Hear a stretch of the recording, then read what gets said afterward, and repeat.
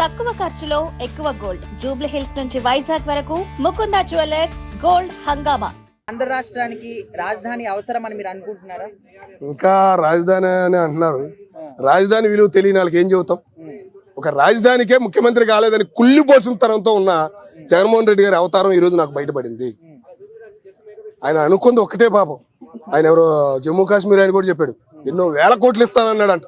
ఉమ్మడి రాజధానికి హైదరాబాద్కి ముఖ్యమంత్రి కావాలని కళ ఆయనలో ఇప్పటికీ ఉంది. తెలంగాణ వచ్చేయండి జగన్మోహన్ రెడ్డి గారు, ఎందుకు ఇంకా ఆంధ్రాలో? ఆంధ్ర వదిలేసేయండి, ఆంధ్ర రాజకీయం వదిలేసి తెలంగాణలో మొదలుపెట్టిన తెలంగాణలో కూడా గట్టి పార్టీ లేదు కదా. ఈ రోజు నాకు అర్థమైపోయింది అన్న, ఆయన ఏం మాట్లాడుతున్నాడో అర్థం కావట్లేదు. రాజ్యాంగంలో రాజధాని లేదంట, రాజ్యాంగంలో రాజకీయ నాయకులు లేరు కదా, మీరెందుకు ఉంచారు?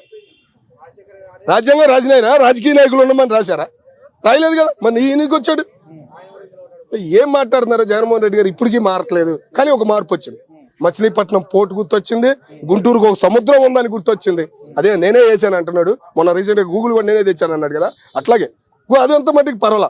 ఇన్నాళ్ళు గుంటూరు విజయవాడలో ఉన్నందుకు సముద్రం ఉందరా బాబు పక్కనే అనేది గుర్తొచ్చిందంటే ఆయనకి చాలా హ్యాపీ అనిపిస్తుంది. ఇప్పటికీ వైజాగ్ ఏంటన్నా, వైజాగ్ ప్రతి ఒక్కడు వైజాగ్ వైజాగ్ అంటున్నాడు. అది ఎప్పుడో మా చిన్నప్పటి నుంచి తయారవుతుంది. అది దాని అభివృద్ధి దానికి ఉంది. దాని వెళ్ళి ఏలు పెట్టి దాన్ని కూడా ఆదాయం లాగేసుకుందాం, రాజకీయ నాయకులు తినమంటావా మీ ఉద్దేశం? అంటే రాజకీయ నాయకులే బాగుపడాలి, సామాన్య జనాలు బాగుపడకూడదా? ఏం ఉద్దేశం మీ ఉద్దేశం? అది అభివృద్ధి చెందుతుంది, రాష్ట్రానికి ₹1 ఆదాయం ఇస్తుంది. నువ్వు 5 సంవత్సరాలు ముఖ్యమంత్రి చేసావు, పార్లమెంట్ తలుపులు మూసి రాష్ట్రాన్ని విడగొట్టారు, ఉమ్మడి రాజధాని అన్నారు. హైదరాబాద్ సొమ్ము ఒక్కటి అడిగారా? ₹1 వచ్చిందా 10 సంవత్సరాల నుంచి? ఎవడైనా అడిగాడా? ఇప్పటికీ ఇంకా మన ఆస్తులు ఉన్నాయి ఇక్కడ. ఆంధ్ర ఆస్తులు ఎన్ని వేల కోట్ల ఆస్తులు ఉన్నాయి. అడుగుతున్నారా? పంచమని అడుగుతున్నారా? రేపు పంచమని బిల్లు పెట్టు. హైదరాబాదే మాయమైపోయింది. మరి అన్న ఏ ఆస్తులు తెలుసుకో, నువ్వు పూర్తిగా తెలుసుకో. ఆర్టీసీ ఆదాయం ఉంది, ఓకేనా? రిటైర్ అయిన ఉండారు చూసా గవర్నమెంట్ ఎంప్లాయర్స్, గవర్నమెంట్ ఆస్తుల మీద నడిచే గవర్నమెంట్ ఎన్నో ఉన్నాయి. ఉమ్మడి రాజధానిలో 10 సంవత్సరాలు ఉమ్మడి రాజధాని అన్నారు, ₹1 ఇచ్చారా నీకు? ఆంధ్ర రాష్ట్రానికి ₹1 ఇచ్చారా? అరే ఇనన్నా, పార్లమెంటు తలుపులు మూసి 10 సంవత్సరాలు ఉమ్మడి రాజధాని అన్నారు కదా, ఎందుకని ₹1 మేము జగన్మోహన్ రెడ్డి గారు చేయమని అడగలేదు? ఎందుకని జగన్మోహన్ రెడ్డి గారు ఎందుకు అడగలేదు? ఆయన బాధ్యత లేదా?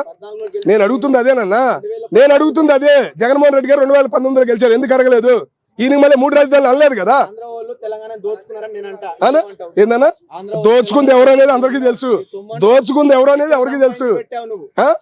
హైదరాబాద్ ఉందంటే ఆంధ్ర వాళ్ళే, తెలుగు వాళ్ళు ఆంధ్ర వాళ్ళు వల్లే హైదరాబాద్ ఉంది. నీకు తెలియకపోతే తెలియదను, అర్థమవుతుందా? హైదరాబాద్ ఎలా వచ్చింది? చెప్పు. ఇప్పుడు ఇల్లు కట్టుకున్నారు, ఇల్లు కట్టుకున్నారు, కబ్జానే. నాగార్జున కట్టుకున్నాడు, కబ్జానే. అది ఎవరి కాలం? ఎవరు వాళ్ళందరూ ఎవరు?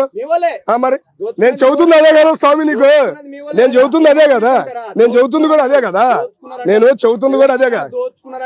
అదే నీ లెక్కనది, అది చిన్నారు కదా. ఈ లెక్కన ఈ దోచుకోవడం అనేది వైజాగ్ లో ఉంది. నువ్వు మళ్ళీ వెళ్ళి వైజాగ్ లో దోచుకోవడం ఎందుకు? నీకు ఇప్పుడు ముఖ్యంగా రైతులు ఇచ్చి ముందుకు వచ్చారు భూమి దోచుకునేది ఆడ చెయ్యి. కేంద్రం నుంచి ₹1 దా, ₹10 దా, పెట్టి ఇక్కడ పెట్టుబడి. ఇప్పుడు మొత్తం పెడుతున్నావు అని ఎవరు అనుకోరు కదా. కేంద్రం నుంచి ₹1 తెచ్చావా? ₹1 అయినా తెచ్చావు కేంద్రం నుంచి? ఇంకా రాష్ట్రంలో ఉన్న ఆదాయమే తిందాం అంటున్నావు. వైజాగ్ నువ్వు తిందామంటే రాష్ట్రంలో ఉన్న ఆదాయం అది, నువ్వు ఆదాయం కూడా తిందామంటే ఇది దారుణం కదా. మరి మంత్రులు తీసుకెళ్ళాను మరి నేను అంటుంది అదే కదమ్మా, రాష్ట్రంలో ఆదాయమే తింటాం, కేంద్రం ఆదాయం నుంచి మాకేం అవసరంలా. భయం కేంద్రం అంటే ఇప్పటికి కూడా. మరి అట్టాగే ఉంది కదా జగన్మోహన్ రెడ్డి గారు మాట్లాడే మాట. ఇప్పుడు రాజ్యాంగం రాశారు, రాజధాని విరగొట్టావు, ఒక్క రాష్ట్రం నుంచి ఏమైనా ₹1 తెచ్చావా? మరి నువ్వు తేవాల్సిన బాధ్యత నీకు ఉంది కదా. నువ్వు గెలిచావు, 151 సీట్లు గెలిచావు, 10 సంవత్సరాలు ఉమ్మడి రాజధాని అని చెప్పి తలుపులు మూసారు. హైదరాబాద్ నుంచి ఒక్క ఆదాయం వెళ్ళిందా? అడుగుతున్నారు, దాని గురించి ఏమైనా మాట్లాడుతున్నారు జగన్మోహన్ రెడ్డి గారు? ఇప్పటికీ వైజాగ్ అంటే అక్కడ ఉన్న ఆదాయం తిందామనే అన్న. తెలంగాణలో వచ్చి ఆంధ్రలో కలుస్తాం అనలే. అన్న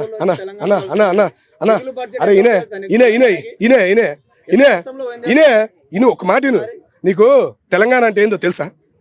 నువ్వు చెప్పు. తెలంగాణ అంటే ఒక హైదరాబాదు నిజాంబర్ రాజులది, తెలంగాణలోది కాదు హైదరాబాద్, తెలుసా నీకు? హైదరాబాదు తెలంగాణది కాదు, తెలుసా నీకు? మరి నీకు తెలుసుకో. హైదరాబాదు మన రాష్ట్రం, దేశం విడిపోయినప్పుడే ఇంకా స్వాతంత్రం రాలేడా, నిజాం రాజులు పరిపాలించారు. రైట్ మీరు అంతే, నేను చెబుతుందా కూడా అదే. ఇప్పుడు లైన్కి వచ్చావు, అదే. నేను చెబుతుంది కూడా అదే. అర్థమైందా?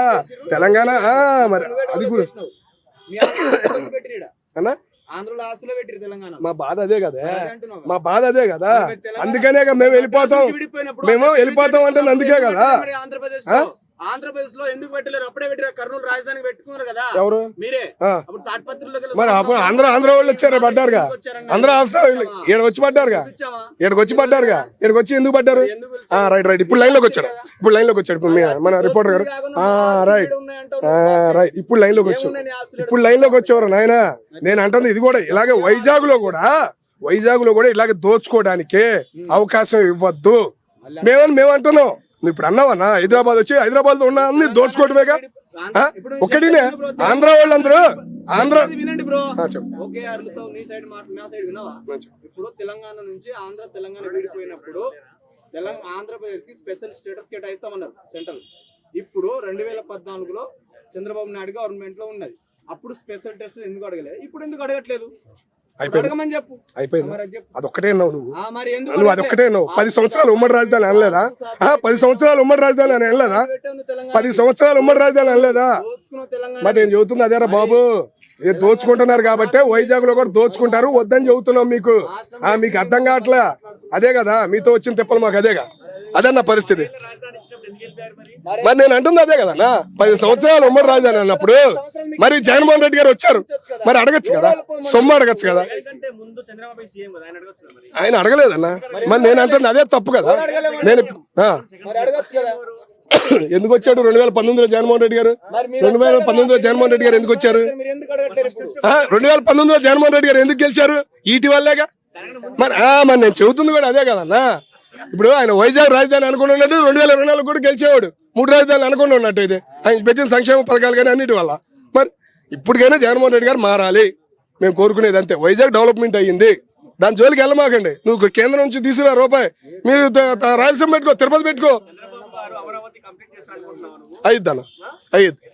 అంటే గెలిచిన అక్కడ ఎంపీ గారు ఉన్నారు, పెనసాని చంద్రశేఖర్ గారు ఉన్నారు. మన దేశం ఎంపీల్లోనే మంచి ధనం మన జగన్మోహన్ రెడ్డి ఈయన మా జగన్మోహన్ రెడ్డి గారి కన్నా కూడా బాగా సంపాదించిన వ్యక్తి, ట్యాక్సులు కట్టే వ్యక్తి ఆయన చేతిలో ఉంది. కాబట్టి కంపల్సరిగా రాజధానికి ఒక రూపురేఖలు మారబోతున్నాయి. ఇంకొక విషయం, ఇన్నాళ్ళకి మా జగన్మోహన్ రెడ్డి గారికి బాబు సముద్రం ఉంది గుంటూరు పక్కనే మచిలీపట్నం అని ఒక గుర్తింపు అనేది ఆయనకు వచ్చిందంటే ఆయనలో కూడా మార్పు మొదలయ్యింది అని మేము అనుకుంటాం.